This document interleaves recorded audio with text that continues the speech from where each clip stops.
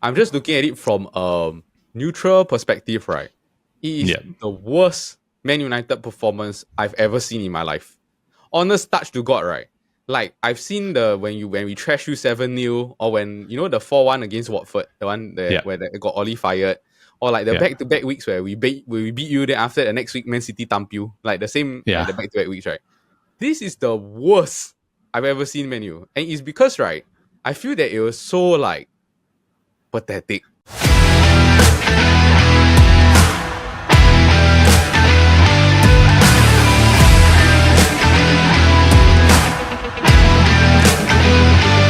Hello everybody and welcome to another episode of the Futbol Kaki. I'm your host Elder and I'm joined by my fellow Kaki bro, Midet. How are you doing?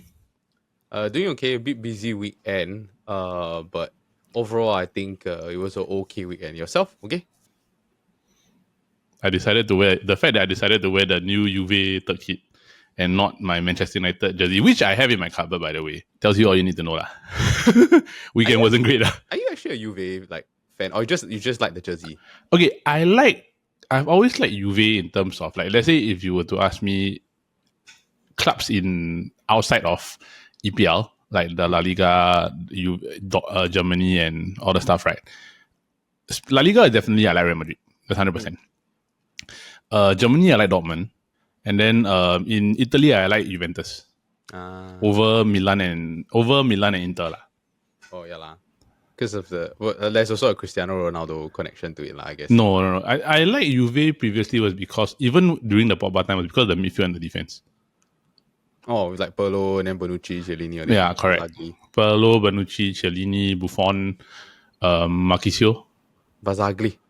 Yeah, Bazzagli. Like, that defense, honestly, it was one of the best, right? It's a shame that they didn't win the Champions League. Yeah, it's one of those like biggest failed accomplishments in Buffon's career. I feel lah. Yeah, I think he also knows it lah, that he didn't get a chance to win the thing. That's why I always hope one day like he will just be able to go and sign like a one-day contract with Real Madrid or something. Chiellini didn't win the Champions League also, right? No, they didn't. Yeah, but at least Chiellini won the Euros lah. So it's like which I think Buffon didn't. Yeah. Buffon won the World Cup. Yeah, Buffon won the World Cup, but he didn't win the Euros lah. Yeah, he didn't win the Euros lah, so it's a bit sad. But I mean, that's why I like this game. But plus this year, right, the Adidas third kit, all the designs all this year quite nice, as you can see with the Juve one, right? Since Liverpool going to Adidas next year, I think maybe you got shot. I had no idea that Juventus the logo is a horse. It's one of the things. Like if you know the old Juve logo, right? The old Juve logo. Now, because now it's just the J, right? The double shape J. Right. The old Juve logo, right, at the top is a horse. Oh, okay. Yeah, that makes sense lah. Italian horse, okay, interesting. Correct. So Ferrari also horse, Lamborghini is a bull. Yeah. Thing. But speaking of which, right? Have you listened to the new Script album? Not really. Like a bit only. I mean, like we are somewhat big fans of Script, but I didn't really have time to go and listen to it lah. But you like the album? I love the album a lot. It's better than the previous one, right? But also it's the first album since their guitarist passed away. Yeah, the guitarist is the one that was like the bald one, right? Correct. The bald one. He's the one that usually will rap or he will do backup vocals with Danny. Yeah. Oh, so okay. Like there are some songs that really like the upbeat songs. Script, they're not really known for their upbeat stuff, like their fast tempo stuff. They're not. Yes and no. They do have some like quite awesome upbeat songs. I think like the Hall of Fame is like their number one most played song on Spotify, ma. Oh yeah lah. Yeah, and but then, the superheroes also. There are some, but there are songs that are faster than that in this album, which they are okay, but they're not great, right? But their slow songs are this album. Wow. Oh, it's like the go back to the first two albums. I won't say go back to the first album. I think they're taking more of the like the Never Seen Anything Quite Like You. That type of vibe. So it's more like acoustic guitar, more simple, right? But there's one song that I think is a homage to their guitarist. I think it's called Gone. Oh, okay. Yeah. Okay. So one of the lines is there was, I think it's something along like, it's like there's two of us on there were two of us on stage, now there's only one. Oh, that sucks. Yeah, it's super sad. So it's like they are just basically paying homage to him because now they are 4-piece. Oh, there's 4 of them now. No, they replace him with I think a bassist and one more and a guitarist. Yeah. Do check it out. Do go and listen to the album. I think that one is quite interesting. There's something else I wanted to talk about which happened in Singapore, but we will leave it for another time. So that one quite big in topic, right? So today on the Futbol Kaki, what we are going to do is we are talking about, of course, the man that is under pressure in the what they call the Bolt Wars between Pep Guardiola, Arne Slot, Marcusio, and Erik Ten Hag, 4 board managers. The one in the red side of Manchester is under a huge bit of pressure now after yesterday's match against Tottenham Hotspur. Then, of course, we are also going to discuss Man City versus Newcastle, and we're also going to discuss Chelsea and Brighton, where one Cole Palmer scored 4 goals in a single half. So, with that, to begin this week's episode, we have our weekly segment, What's Going On? So, Midet, what is going on this week? What is going on indeed? Now, I did consider talking about other topics. Like, for instance, if you saw Barcelona, they got completely smacked up in the La Liga. I thought it'd be quite a fun story to talk about, but I guess that one's probably an anomaly, even though the goals in that game were very, very beautiful to watch. But actually, I'm gonna talk something that it is news in like EPL, but I do feel that it is not talked about as much yet. And I think that when it comes to the halfway point of the season, right, it will start to go down to like quite an intense topic which is actually what is going on with the Liverpool contracts. Now, I feel that this is a big topic because a lot of it has been sort of like publicly addressed by the players that are in question. And I think also it's been well known that since Arne Slot came in and he replaced Jurgen Klopp, that there are some of the key players they have sort of let their contracts run down.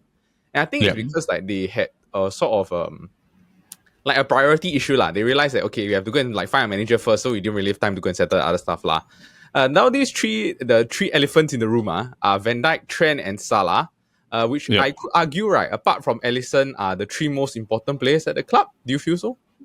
I would agree, yes, because Trent is probably one of your best playmakers. Van Dijk's your captain, and then Salah's your star essentially. He's your talisman Now, I think for Liverpool and Michael Edwards, right, their player policy has always been sort of, I don't know if you notice it as a Man U fan, right? But like, if a player goes past 31, 32, right, most of the time they don't renew the contract. Or they probably, like, they say, like, I will not go above market rate to go and pay for you, So if you notice, right, like, Wijnaldum, Matip, Mane, Firmino, Lallana, Henderson, Milner, all great servants of the club, right? All played during the time of, like, Jurgen Klopp's prime, all left. And then in a way also, like they let them walk or they like sell them for like maybe like a certain price above their market rate And then they do a good job most of the time, right? Finding replacements I don't know whether you feel the same as an outsider or as a neutral. I got a question though. Like, were all of them that they let go, right? About the age of 31, 32, 33? Yes. At the time? Yes. So it's consistent that it's 31 to 33, that range? Yes. It is always at this range that they sort of know that okay, like you gave us your prime years already, so this is the tail end year, right? It doesn't really make sense for us to go and pay you the big money that you're expecting. So we're willing to let you walk. Most cases, or they'll sell you off So you gonna say something? I would think that okay, in terms of let's say defense, right? I think Konate replacing Matip was definitely a good decision. I think that was one of the smarter things, right? I think the Jordan Henderson thing is still up in the air because from what I saw was they have yet to find a midfielder. To me, in my opinion, I might be wrong in your opinion, right? Is that to be able to cover the ground of Jordan Henderson and James Milner, right? So that Trent can do what Trent needs to do.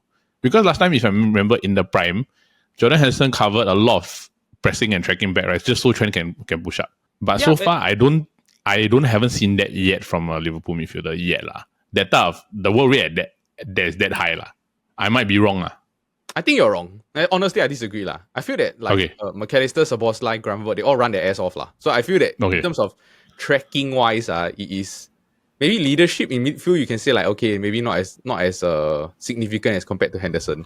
But I think in terms of like the tracking, all this, I feel that they have done overall a good job replacing Henderson, Milner, all these players. And by the end of it, right, Henderson was washed up already His legs were gone. And I think Milner also. But so now the 3 contracts that are running down, right? I think that the priority will be to resign Trent. It makes the most sense. He's the youngest. He could be the captain for the next 7 or 8 years. Plus, it'll be the worst in terms of financial sense to lose him because he's a club boy. You leave him for free. It's like really bad. But the only thing is that I think out of all of the players, right, he's the player that will be pursued. I think that he will fetch the biggest amount of money or be purposed to pursue the most lah. Because I think Real Madrid want him lah. You know what I mean? Yep. Yeah. The Jude Bellingham connection, they're like best friends and stuff like that. So it's like it makes sense. But I think he's the priority. I want to ask you, right, actually, how realistically do you think it is that they will sign all three? I think maybe at the best scenario, you probably got two. So you definitely won't sign three, right? I think one will leave. Okay, okay. Who do you think it is that will leave? Van Dijk.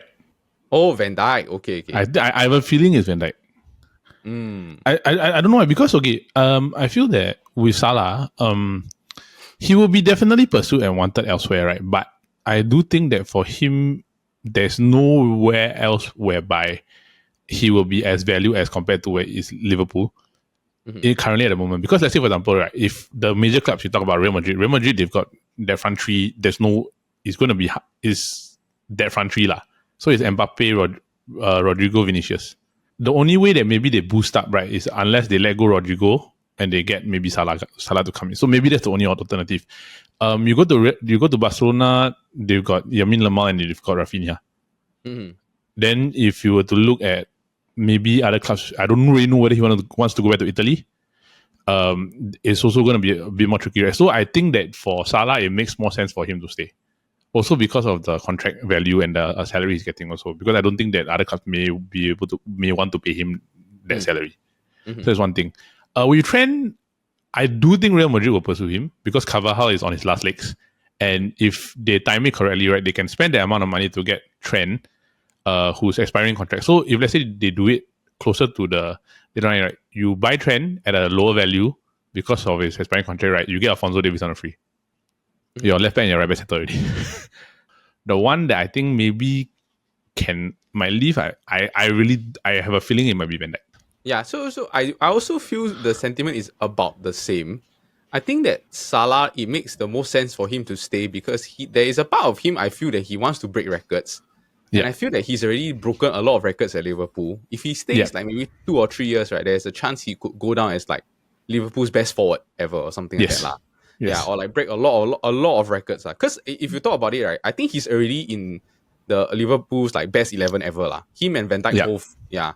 The issue with Van Dijk, right, is that he has come out and said that he wants to stay at 2-3 years, right? But there is a chance that it's like he could easily go to like a top club would want him lah. I mean, it may not be the Barcelona or Real Madrid because they have like contract issues or whatever. But you could easily go Bayern, you could go Dortmund, you could go to like some big club lah.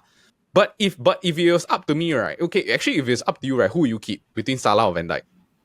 I'll keep Salah over Van Dijk. Oh, okay. Yeah, I'll keep Salah. I'll keep Salah over Van Dijk because I do think that in terms of defensive production, right, you can still kind of like find a defender to replace.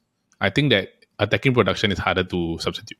Yeah, okay, that part of it is true lah. But I think that we already have a dearth of attacking talent.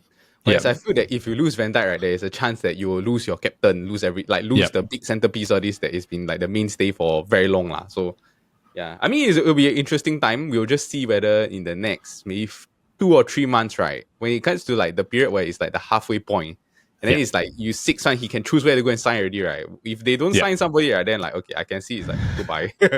Yeah, I will be heartbroken if all 3 go. So, yeah, lor.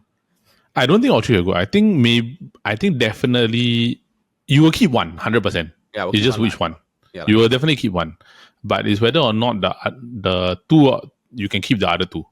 Yeah, if you keep all 3, I think it's a bonus. It's a good thing for Liverpool. But I think highly likely you'll probably keep 1, maybe maximum 2 at most. I think one will leave. I agree. One of them will leave also. Yeah. Sucks. Yeah. So from one board manager's team to another board manager's team. Which board manager? There's a lot.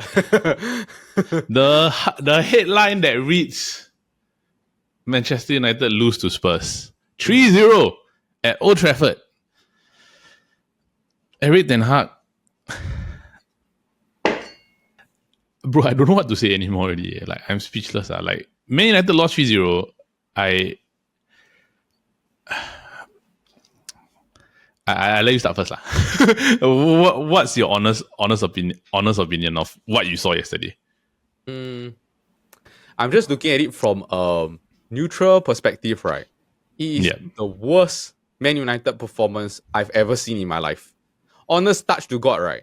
Like I've seen when we trash you 7-0, or when the 4-1 against Watford, the one where they got Oli fired, or like the back-to-back weeks where we beat you, then after the next week Man City thump you, like the same like the back-to-back weeks, right? This is the worst I've ever seen Man U, and it's because right, I feel that it was so like pathetic. I don't know whether you feel the same. It was just like, are you serious? Like every pass also give away, every dribble was also give away. And then also, like, I don't know if you watch like the other teams play Spurs, right? There's a clear blueprint to like how you play Spurs. Yeah. You just sit back and then you counter. And then I thought like you're supposed to be like the best counter-attacking team in the league, right? This is what they'll build your team to be lah. And then you just got completely like railroaded the whole games, yeah. The first half specifically, right? I was like, I don't understand how is it not at least 3 or 4-0 already lah. But I don't know if you feel the same. Yeah. No, I like today, right? Like I was at a work event, right? And one of the managers was there. Like he's a Liverpool fan. Then we always talk every time we talk about football. Right? Then he said that, bro, how was it yesterday? I said 3-0 lah, but it should have been 8-0. Easily, right? At least 5 goals. Like minimum 5 goals. Yeah. It's only because Son is not playing and Werner is playing. That's the only reason it's not 5 goals. Yeah. and like Onana did what he needed to do lah. Yeah, correct. Yeah. Like legit, right? I think the only player that showed up was Onana. Onana did his best. Like really freaking Onana did what he could, right? But it's still not good enough lah. Yeah. And then like I thought everyone was shit, no? Like I thought Dalo was shit, Mazraoui was shit. I thought Mainu was also shit. I thought Delete was horrible. Like he kept giving the ball away in the he kept trying to like direct pass it all this lah. And then I think it just epitomizes all of the issues at Man United, like trying to moments FC lah. Like Bruno trying to do like some crazy pass to Rashford, heavy touch. This Van der Ven just break all the way and after like one easy tap in goal lah. Yeah. No, it wasn't just heavy touch. It was like that build-up play to the first goal, right? Like Rashford had the ball, then he thought Garnacho was going to take it. Garnacho moved. Yeah. So my question was like, why didn't you carry on running? Mm-hmm. Like, why is there the assumption that your teammate is going to take the ball for you? Yeah. Like, I feel like Garnacho did the right thing in the sense where he's not going to get in your way because you are dribbling the ball, ma. If I was him, I would have run. Garnacho should run straight. Rashford should have pushed on, pass the ball to Garnacho, allow him to go. And I've come to a point already whereby like, if this is what I'm going to see and I've seen, right, for the past 3 years, why is he still there? Why is Bruno still there? Why is Rashford still there? Like, Bruno is the most ill-disciplined Man United player. Yeah, he is. He's the reason why we get overrun and railroaded in the middle of the field. Yeah. And the funny thing is, right, like, I mean, one point about the game is that was it a red card? Was it not a red card? But I think the consensus for most Man United fans after the game, right, is that the performance was so shit, right, that the red card is like irrelevant to the excuse of losing 3-0. Do you know what I mean? Like, it was just a horrible performance overall. Yeah. But, just curious, right? Do you think it was a red, by the way? No. But no lah. Okay. But it doesn't make any difference. Yeah lah. But do you think it was a red? Like, it wasn't a red lah. It was more. No, I mean, if you fall down right, you fall down and then suddenly out of nowhere your leg goes up. I mean, what can you say?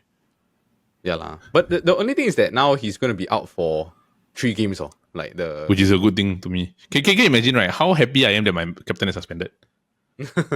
Yeah, I guess he's not really your captain, in a way. He's not.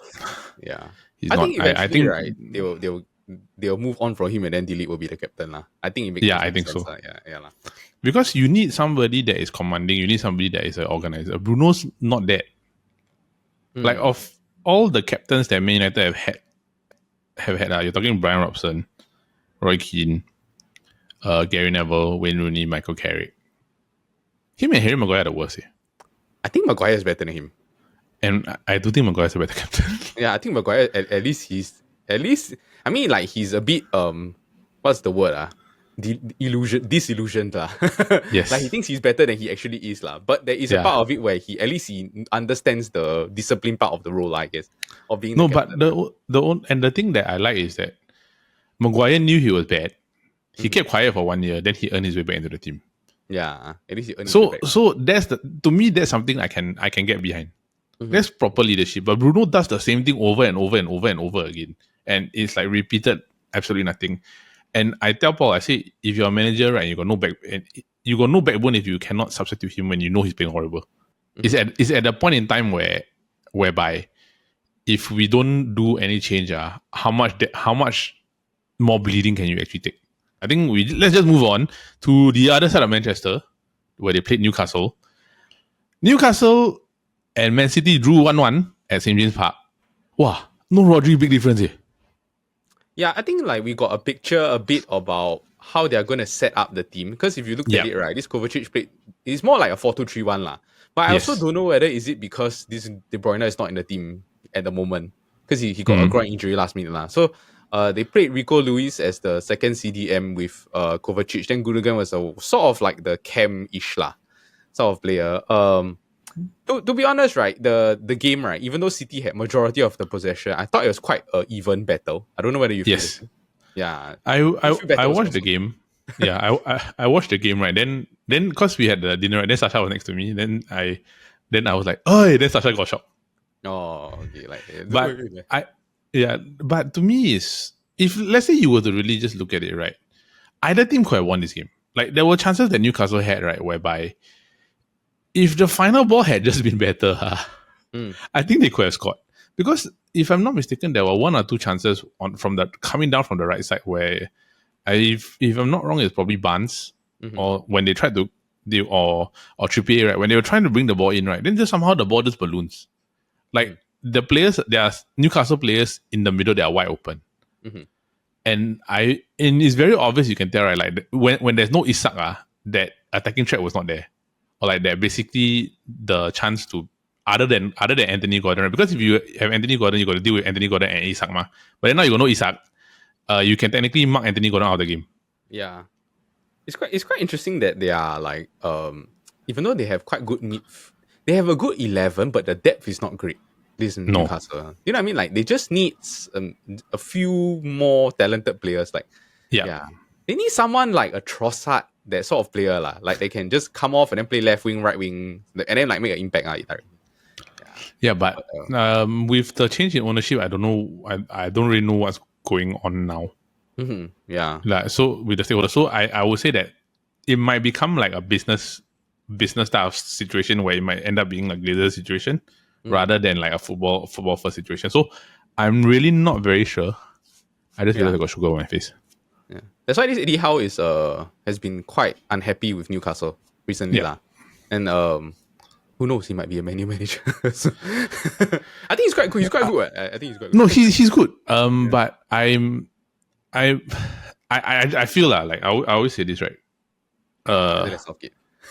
It's better than Southgate 100%, right? But the two hardest managerial jobs in the world is Real Madrid and Manchester United.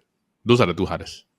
Yeah, so it's a bit of a challenge lah. But I mean, do you think Newcastle could have won at the end of the day? Yeah, I do think they could have won. But I'm quite happy with a draw. I think for most fans that are outside of a Man City or Newcastle fan, right, you are okay with this idea that it was a draw lah. Yeah lah. And Liverpool go on top, so I'm happy with it. Okay, but question before we do that should Ederson have gotten a red card? I think yellow is fair lah. Yeah, but it's definitely a penalty. It's no question this is a penalty lah. But I'm okay with a yellow lah. Yeah. It's not like it's not like you lose Ederson, then the backup keeper is like some Taibi or whatever. He's like this Ortega is also a good goalkeeper. Yeah. Correct. So I mean, like at the end of the day, when we look at it lah, like Ederson, he agreed to come back, but I don't know whether he's gonna do it next year again, because you must remember City still have their 115 pending. And they still have that case. I don't think he's going to come back. So it may be a type of thing where it might be a different scenario. But for everybody else who doesn't like Man City, they draw, they won. Everybody else won in a sense where like City dropped points. Yeah. And Haaland had a quiet day.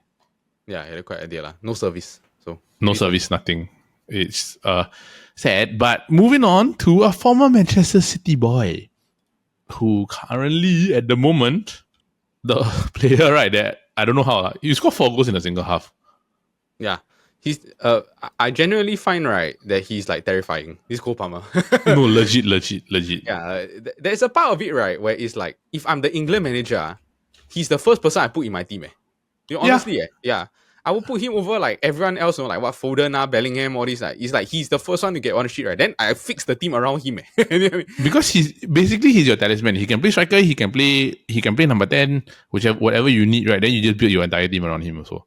Because he can create and he can like score. He's like how to say like he's like a better version of Wayne Rooney. He's not as physical as Wayne Rooney, right? But there is a part of it where it's like he's slick. He's very slick. Yeah. And it's like you know, there was one crazy pass he did to this Nicholas Jackson, right?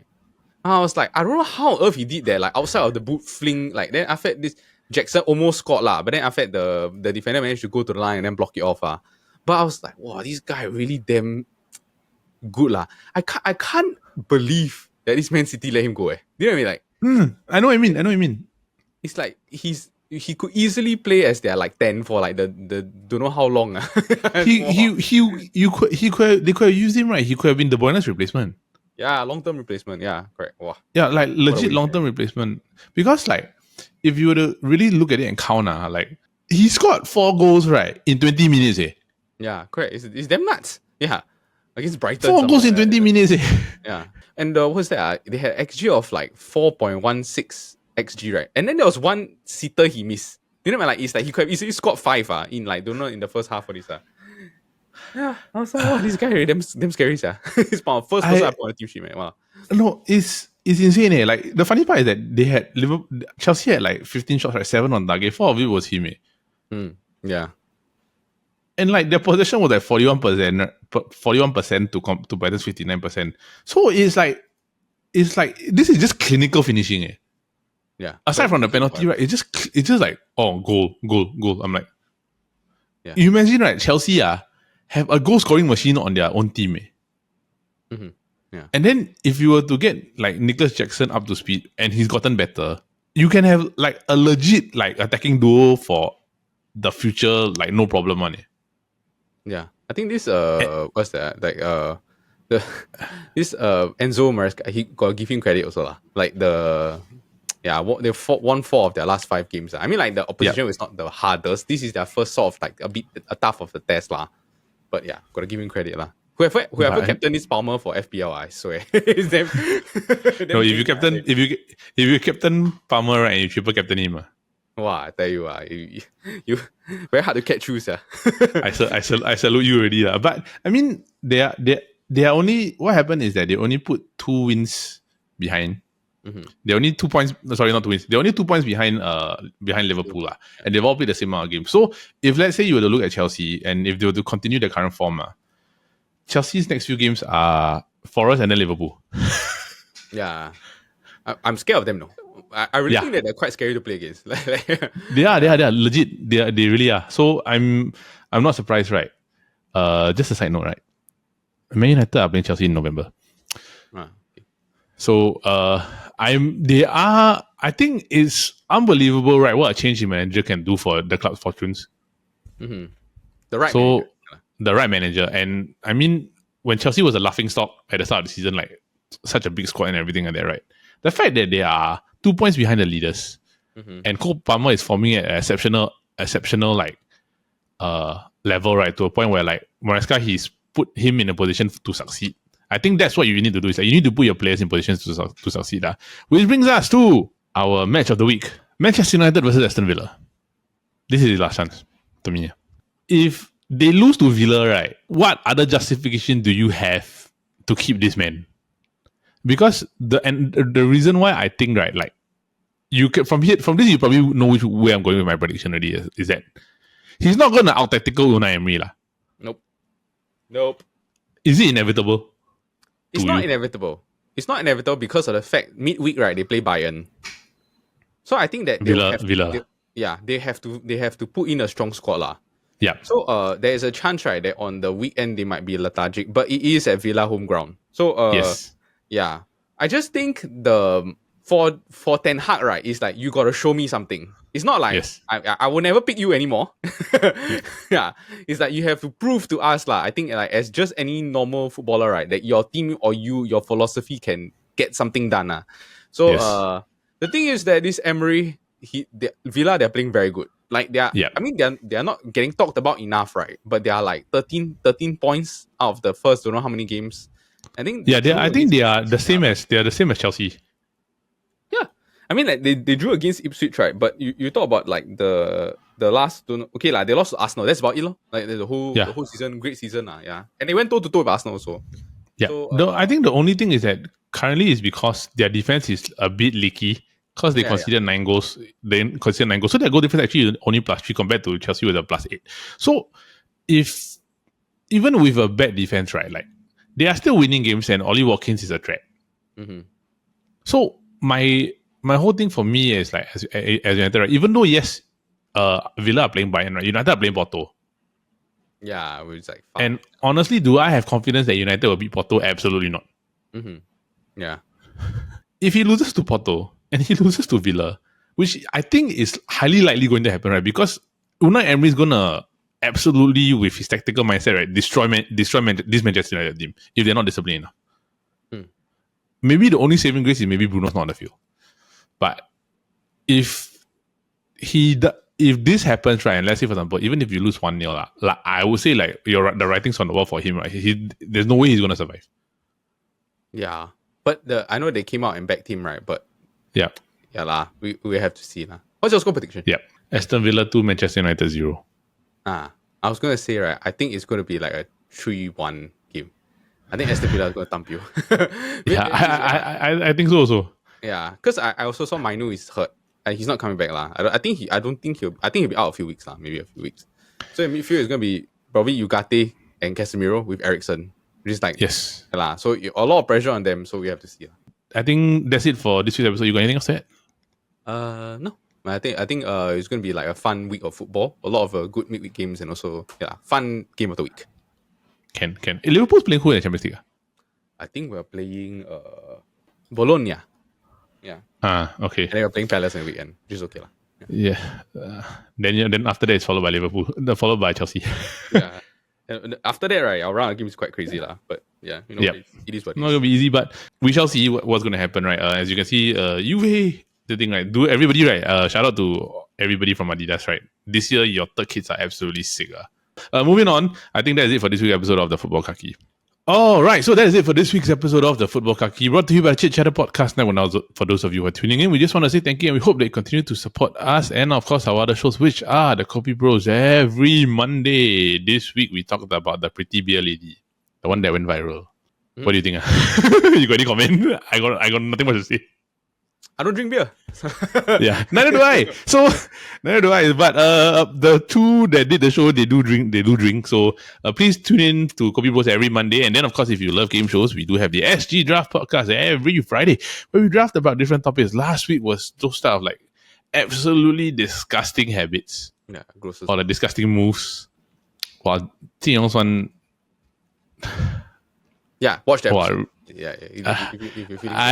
I'm not gonna give up too much, right? But yeah, it was a fun episode. It's a fun episode to listen to, right? But sometimes certain things send a chill down your spine. So with that, we just want to say thank you. We hope that you have liked and subscribed to our channel. If you have not, please do so. We have different shows every week, and of course with the SG Draft podcast you can vote for your favorite teams. Voting of course begins on a Friday 12 p.m. and of course on Saturday 12 p.m. on our Instagram page. So from me and Milan, from everybody here at the Futbol Kaki, have a great week ahead. Enjoy football, enjoy Champions League, and then we have a quick round of games before the international break. So from everybody here, we just want to say thank you. Have a great ahead. Bye bye. Ten Hag in. Bye bye. Ten Hag out. Bye bye.